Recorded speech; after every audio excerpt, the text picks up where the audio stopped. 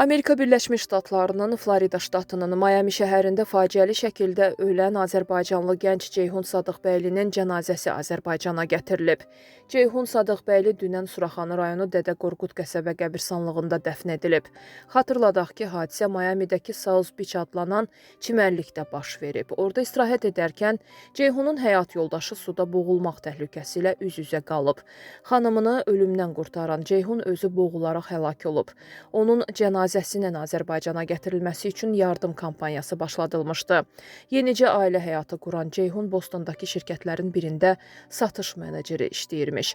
Qeyd edək ki, Ceyhun 2000-ci ildə Yardımlı rayonunun Bozayran kəndində doğulmuşdu. O, 665 balla ADA Universitetinin biznesin idarə edilməsi ixtisasının ingiliscə bölməsinə daxil olaraq bakalavr pilləsini bitirmişdi.